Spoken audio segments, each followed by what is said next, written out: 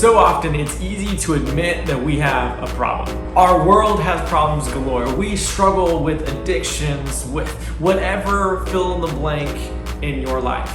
But the hard thing is to admit that someone else needs to come into your life to help pull you, to help deliver you from it. Today, we're going to see how we have a protector that we need to depend on. Let's check it out. Well, good morning. Hey, we are so glad that you are here today. If you are new here, or if you've been checking us out for a little bit, you are a guest. We would love to see you at the tent right after service, to have a chat with you, be able to talk to you about what it looks like to get plugged in here at Cross Church. But man, I'm excited to see you today because that means you're alive after last night, okay? When it rains like that in Phoenix, we don't know what to do. We're scared, right? There's rain falling down. We were coming, me and my family took the grandkids to see my parents, and we all swam. And we had a little bit of rain over there, and then we started coming home. We're like, why is so many people pulled over? Why is the rain getting heavier? And we got to my backyard, and there's a lake where my grass used to be. It's pretty cool. So I'm like, hey, we have 2 pools now. It's awesome. But it was a little insane out there. Our phone in the middle of the night screaming flash flood warning, and I'm like, this is perfect. Because they know what we're preaching on, I guess. We're scared. The second flood is coming. No, that's not a real thing. I'm just kidding. But last week, if you were with us, we began kind of this preaching through this section here of this story of a man named Noah. Now, this is a very popular biblical story, and if you've been in church, you've probably heard it. But even if you haven't been in church and you don't have that background, you've probably heard of a dude named Noah who got a bunch of animals on a boat. Maybe you thought it was a fairy tale, and then it rained and it flooded, and there was rainbows, and everyone's smiling and it's happy. And then you read the Bible story, and you're like, wow, a lot of people died. And last week, we read in Genesis chapter 6, the lead up to this. And we discovered of what does it look like to have a world that is beyond saving. And in Genesis 6, the world at that time was beyond saving. Literally, God tells Noah that every inclination of the human mind is evil all the time. All their thoughts are evil all the time. And as I was studying, as I preached last week, I'm like, man, I'm in trouble because I have too many evil thoughts in my head sometimes. And as we read this and we get deeper into it, we see that God had a plan, though. He said there's a problem in this world, but he had a plan for Noah. But here's what happens so often as we reflected and as we looked at our world in so many ways is beyond saving. And one day our world end and a new heaven and a new earth will come. But we do have a problem today. And our world would probably admit that. And I think I could probably talk to anybody for more than 10, 15 minutes. It might not even take that long. And I could agree with anyone, any stranger in the entire world, that our world has problems. Whatever aisle politically you lean, whatever beliefs you have of a higher power or don't, you can admit in some way that our world has problems. But you see, here's the issue, is our world doesn't have a lot of solutions. And it can be super easy to recognize the problems. It can super easy to be the pessimist or the realist. I am that for sure. I can point out all the issues and everybody else, okay? Give me a couple minutes, I'll tell you what's wrong with your life. Well, mine's perfect. It's easy to have the problems, but too often it's hard to find the solution or admit that we need something bigger than ourselves to help fix us. Here's what we're going to talk about today, is often we admit that we have a protector. That we have a problem. I'm ahead of myself. We admit that we have a problem, but not that we need a protector. Every Wednesday night here at Cross Church, we have Celebrate Recovery. And Celebrate Recovery is a ministry to kind of help get free of addiction. And Pastor Dave, our Celebrate Recovery pastor, always says you never graduate from addiction. It's something you're always fighting and always going against. But one of the things we talk about at Celebrate Recovery is it's great to admit you have a problem, okay? That's a great step, and to throw it out there and talk about it. But then the hard part is then saying, well, I need something. And in Celebrate Recovery, we talk about a higher power in Jesus Christ to help me get over that. Often our world is say, yeah, I have an issue. And honestly, some of the good things that are happening in our world right now is we're kind of destigmatizing things like therapy and mental health, and that's great. We should be able to talk about it, but we also, on the other side, can use that as a crutch. Say, yeah, I'm jacked up. I had a bad childhood. Or yeah, I'm like mentally, I'm so messed up. Like I got all these issues. All right, see you next week. And then we don't do anything about all the stuff in our world. We see the problems in our lives, but then we don't see that we need something bigger than ourselves behind it. You see, there has been, and here I think this morning as we kind of talk about, is the reason our world hasn't been able to put those solutions in place is because we don't have anything lasting that can truly fix us. So today, we're going to, and as we dive into this, we're going to see is what does it look like to have a protector? What does it look like to have someone we can truly depend on, so to truly can pour ourselves onto? And here's the question we need to dive in, and I think we're going to get the answer through Noah's stories here, is what does depending on God truly look like? If you have your Bibles, go ahead and flip over to Genesis chapter 7. In Genesis chapter 7, like I said, we're going to kind of continue on in this story. And as you're flipping there, I want to make a little confession here. And I just want to be really honest and tell you that personally, I am really bad at depending on others, right? This is why I love when I preach. Okay, I should say this. I preach too often where I'm preaching to myself a lot, and I'm like, man, you're really bad at this. How are you going to tell anyone else? It's because I am bad at this, and I'm just telling you what God said, not what Pastor Andrew says, because I'm jacked up just like the rest of us, right? But as I'm reading this, here's my confession, just beyond this, is sometimes I'm really bad at depending on God.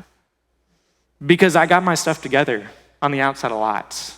I'm a pretty smart guy. I'm extremely good looking when I look in the mirror, right?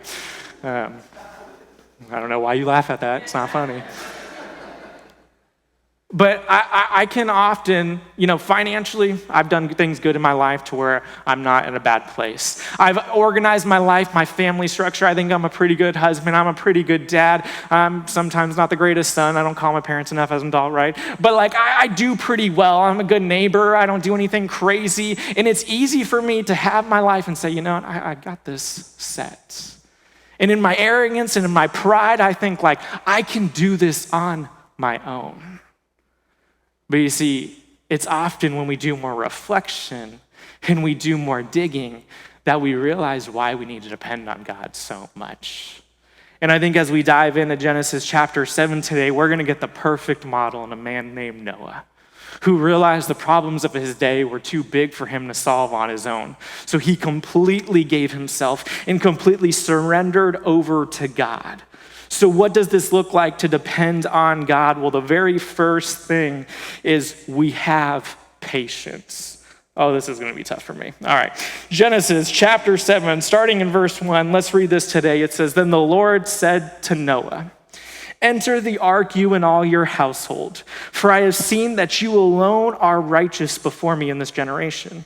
You are to take with you 7 pairs, a male and its female, of all the clean animals, and 2 of the animals that are not clean, a male and its female, and 7 pairs, male and female, of the birds of the sky, in order to keep offspring alive throughout the earth. 7 days from now, I will make it rain on earth 40 days and 40 nights. And every living thing I have made, I will wipe off the face of the earth.' And Noah did everything that the Lord commanded him."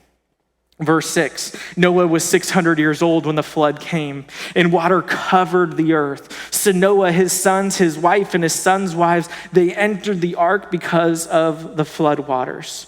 From the clean animals, unclean animals, birds, and every creature that crawls on the ground, 2 of each, male and female, came to Noah and entered the ark just as the Lord had commanded him." In verse 10, 7 days later, the flood waters came on the earth. We learned last week, if you were here, but we learned from chapter 6 that kind of the popular belief is that Noah, he followed God's commands in building the ark. And probably the best interpretation is he did this over a 120-year span. So, he built a really big ark before power tools, before heavy machinery and equipment. And you're like, how did a guy do that? This is probably 4,000 years ago-ish. And it's how did I do that? Well, it took him 120 years. So he had some time on his hands, right? He could go slow and steady, wins the pace. But think of that, 120 years is a long time. Longer than all of us will live unless medicine catches up really, really quickly, right? And does something amazing. But it's a long time. And he's been slaving and working to build this ark. God told him to do this, so he's gonna destroy the earth, and Noah just starts building, okay? And he's building, and he's building, and he's building. And then the ark is complete, and this is what God tells him. Hey, the animals are gonna get on board, and then in 7 days, it's gonna rain. Now, here's my first thought when I read this passage, is I would be losing my mind. Because think about this for a second. Noah spent 120 years building this thing, and God's like, gotta make you wait 1 more week. Like the city's coming in, they're gonna do inspections to make sure everything's okay, and then in 1 week, I'm gonna start raining. Like I've been waiting for this 120 years. God, as soon as I put the last nail in, the animals better be on the board and we're getting on and you're flooding this thing, right? Like get this over with. It's almost like, I thought about this, me and my wife, before we had kids, on our honeymoon is actually the first time we went on a cruise, okay? And we went on like a 7-day cruise over in Mexico, and I think we've been on like 4, something like that, maybe 5, I don't know. But this was all before kids, because taking toddlers on a cruise sounds like a nightmare. But being adults on a cruise is great because you just eat food, you have entertainment in front of you, both formalized entertainment and drunk people that don't know how to stop. But it's fun, right? But you like wait in this line to get on the cruise and they board everyone, they put all your stuff in, you see your room, and then they all, before you set sail, and before you get on all to the fun, they call this, what is it called? I put in my notes, they do a muster drill. And they bring everybody out. And you booked this cruise months ago, maybe if COVID, years ago, right? And you booked and you're waiting, you're so excited, and then they make you stand out in the sun going through safety protocols that nobody listens to because we're all gonna die if anything actually happens, right? And make you sit through this terrible safety drill. And the whole time you're like, can we just go eat a pizza or something? Like, what is happening right now? And I feel like Noah probably had some of this antsiness here. Is he wanted just to get on with this, but Noah didn't say that. He didn't say, God, let's get this thing going. Instead, he was patient. So how do we learn to be patient like Noah? Well, first is we patiently work. Check out verse 5 of what we just read. And it says, and Noah did everything that the Lord commanded him. I love this verse in here, and this phrase that they did is Noah did everything that the Lord commanded him. Noah just excels here. He doesn't ask a question. He doesn't ask for clarification. He said, God, you gave me in my instructions. Let me go with it. And we also see this verse in verse 22 of chapter 6 that we read last week. He says the exact same thing. He gets it and he just does it. I don't know if you have kids, when you ask a kid or maybe ask your spouse or ask a friend to do something, they don't do it on the first time, it drives you crazy. Yeah, Noah didn't do that. I was like, it'd be great if my kids would just do this on the first time. But he just did it. And here's what's crazy is Noah didn't focus both in the 120 years and in the 7 days about where he was waiting here. He didn't focus on the waiting and waiting for something to happen magically, but he started to work. And he started to do what God was commanding. Maybe he was going around and making sure all the animals had their amenities and were comfortable in their stalls, right? He was doing something. He was going around. He worked, and he worked. A side note here is, right, we talked about that Noah probably worked on this boat for 120 years to build it. But while he was doing this, I'm sure nothing was happening. Like they probably didn't get a lot of rain. It was probably like Phoenix and it was hot. And people around him were probably mocking him and making fun of him and be like, man, you're an idiot. Like if you watch Veggie Tales of Noah, I think this actually happens in there. It's extra biblical. I don't think that we don't get an account of that, but it's there. But they were probably like making fun of him and like mocking him like, hey, where's your God? Where's your God? And he's just working and working and working, knowing that his God was faithful. Is there something that God's put on your heart to work for? And the world around you doesn't see it, and they mock you for. Maybe it's to keep working on your family, even when the world is like, no, you just need to cut ties and do what's good for you. Yeah, that marriage, that's hopeless. That's what the world will tell you. But God is saying, no, let's work on this. Let's commit to this. Maybe it's working on yourself. You want that next mate to magically appear in front of you, but you have stuff in your life that you have to figure out, you have to work on. You got to patiently wait for God to kind of work through things. And here we see Noah just gives us this amazing model of building for the future, of being faithful to God despite what he's missing, quote unquote, in the moment. But not only did he work, he also, and what we can learn from Noah is we need to patiently wait. Check out verse 10. It says, then 7 days later, after all this is happening, then the floodwaters came on the earth. Now we're going to read in just a second that it sounds like Noah, he probably entered the ark on the same day it rained. And it kind of has two different phrasings how this kind of worked. But whether it rained the same day or 7 days after, he actually got on the boat and it shut. The point is there was a waiting period. And there's even more waiting once the rain starts. Because it rained, as he's going to say here, for 40 days and 40 nights.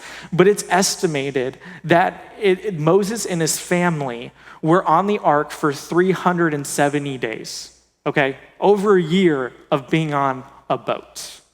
Now, I told you I really liked going on a cruise with my spouse when we didn't have kids. But think of going on a boat, and he took his 3 adult children. He took their spouses, and you could probably argue there was grandkids, or there was grandkids being made probably, on that boat, right? For a year, they were on that. With a bunch of animals, okay? You ever take your pets on vacation? Some people like to do that. I don't even have pets. I gave my dog away. Greatest decision ever. Sorry, side note. But they're on this boat with these people that they're probably growing tired of for a year. All you see is water and dead things being flooded, and they're on this boat, and Noah is just waiting and waiting and waiting. How good are you at waiting on God? Even when the situation might not be ideal, even when you're faithful leads to something that looks bleak, that doesn't look fun in the time, but Noah's like, God, I know you're faithful. I'm just going to wait on you. He simply trusted in him and knew that God was in control, and he had patience that God would deliver him. Which not only do we see from this that we need to have patience when we depend on God, but we also see depending on God means that we have protection. Let's keep reading in verse 11. It says, in the 600th year of Noah's life, in the 2nd month, on the 17th day of the month. Now, kind of a little cool side note here is this is one of the first time we get that detailed of days and years kind of an account here. And this is very popular in Moses' later writings in Exodus and beyond. And one of the reasons for this is it's showing the historical accuracy of this. This wasn't just some random fairy tale they had passed down years after years, but Moses is starting to put a date and is starting to kind of, so you can piece together how all this happened. But he continues, he says, on that day, all the sources of the vast watery depths burst open. The floodgates of the sky were opened. And it says, and the rain fell on the earth 40 days and 40 nights. On that same day, along with his sons Shem, Ham, and Japheth, Noah's wife and his 3 sons' wives, they entered the ark with him. They entered it with all the wildlife according to their kinds, all livestock according to their kinds, all the creatures that crawl on the earth according to their kinds, every flying creature, all the birds and every winged creature according to their kinds. 2 of every creature that has breath of life in it came to Noah, and they entered the ark. You see what he's building in here, and it's kind of the story is building up in more detail and more detail. And in verse 16 it says, those that entered, male and female of every creature, entered just as God had commanded him. And then it says this, then the Lord shut him in. You see, there's this progression happening. That God has been commanding this. He's been talking about this is what's coming. This is what's coming. Noah's being faithful. He's working. And he's waiting for God to show up. And all of a sudden they all get in this boat. God closes up the door. The rain is coming in. In verse 17 it says, the flood continued for 40 days on the earth. The water increased and lifted up the ark so that it rose above the earth. The water surged and increased greatly on the earth, and the ark floated on the surface of the water. This is where Noah feels validated as building a boat, right? Okay, it didn't sink. Verse 19, then the water surged even higher on the earth, and all the high mountains under the whole sky were covered. The mountains were covered as the water surged above them more than 20 feet. Every creature perished. Those that crawl on the earth, birds, livestock, wildlife, and those that swarm on the earth, as well as mankind. everything with the breath of the Spirit of life in its nostrils, everything on the land died. He wiped out every living thing that was on the face of the earth, from mankind to livestock to creatures that crawl to the birds of the sky, and they were wiped off the earth. You see, while all this devastation is happening as a result of the sin that had entered into the world, as in Genesis 6 said that every inclination of their mind was evil, the world was beyond saving. It was at a place that he couldn't salvage it anymore. So God kind of starts fresh and he wipes all this out and all this destruction happens. But in the midst of that destruction, God is protecting a remnant of people, of his people, of those who were faithful to him. Look even at the practicality of his protection for a second. In verse 20, and this is just such a cool note that's so random and so weird, but is awesome. It says, the mountains were covered as the water surged above them more than 20 feet. The original translation actually would say they didn't have feet back then, right? And I think in the US, we're the only one that used feet and yards and stuff. But it's actually 15 cubits. And 15 cubits would be about 22 and a half feet tall. And the ark was built 45 feet. So when the ark was put in water, half of the ark would be underwater. So it would need about 22 and a half feet to be able to clear the mountains that it needs to go over. So God flooded the earth just enough so that they're not in this ark, they're not happy and say, yeah, we're safe, and then they hit a mountain and everything dies, okay? Instead, God practically, he protects his people. He protects his creation for what he is about to do. And just as God physically and spiritually and practically protected Noah and his family, he wants to do the same for us today. Think of the imagery here for a second, where God's people are on a boat of salvation, surrounded by a world that is swarmed in death. You see, it may sound harsh, it may sound unloving, it may sound judgmental, but I don't think that God wants to just save us from the sin of our world and say, hey, you get out of this and let everyone die. Instead, he wants to save us from the sin inside our own hearts. And you see, here, God was protecting his people. And it should break our hearts when we read this story, but also when we look into our world and we see the brokenness and we see the hurt in those around us. But here's the thing, we also shouldn't feel a guilt to want to join in to that hurt and to that brokenness.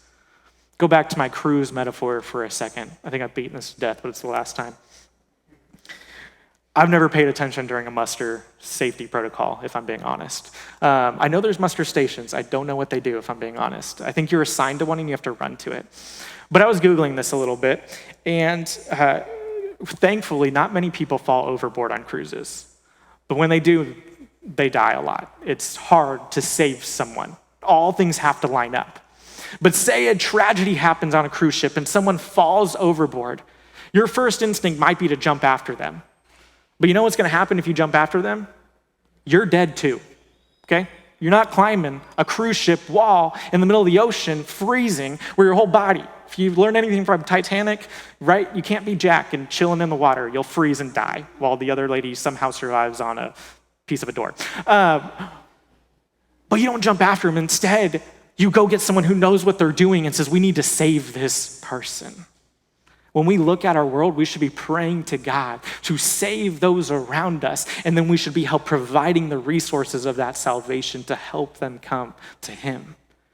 And here we see this kind of devastation. We see this kind of all this death, but we also see the beauty of God's protection in this, which leads to the very final way that we depend on God, is that we have provision in him. Keep reading in the second half of verse 23. And it says, after he wiped out all of mankind, the livestock, the creatures that crawl, the birds of the sky, and they were wiped off the earth, it says this, that only Noah was left, and those that were with him in the ark. And the water surged on the earth 150 days. You see, this is not just a historical account of God flooding the earth. It is very much that. But it's also symbolic of the spiritual cleansing of our world. I see, not only did God save people from this, but he also cleansed the sin and the evil and the inclination of the human heart that was around at that time. And 2,000 years later, that would happen again on a cross. That when Jesus died, he took our sins, he took our death, he took what was meant for us when we should have been drowning in the flood and in the depths of our sin, that Jesus died in our place to save us. So that just like Noah, we can be delivered, we can be protected, and we can have provision in him. You see, when I look at this story, and when you just kind of wrestle with this and grasp this grand narrative of Noah, which we're going to continue to pick up in these next 2 weeks and talk about what does this mean as a result.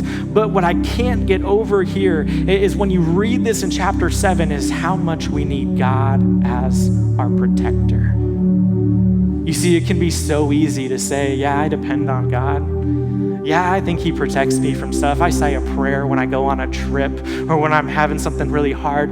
But do you truly depend on him? Do you truly allow him to protect you?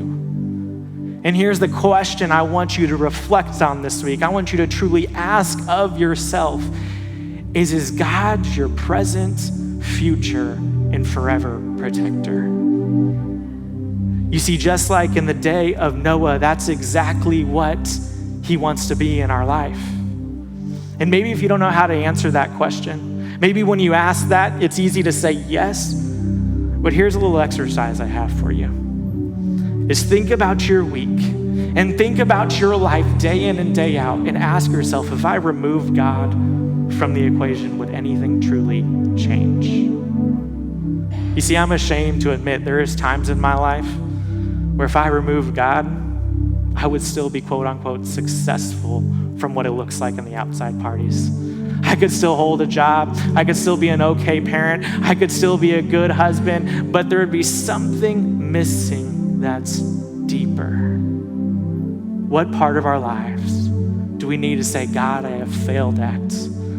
I've relied on my own strength, my own ability. And I know that even though I don't see it in front of me at this day, that there is a problem in my life that I can't solve on my own. And I know only you can save me, deliver me, and protect me from it.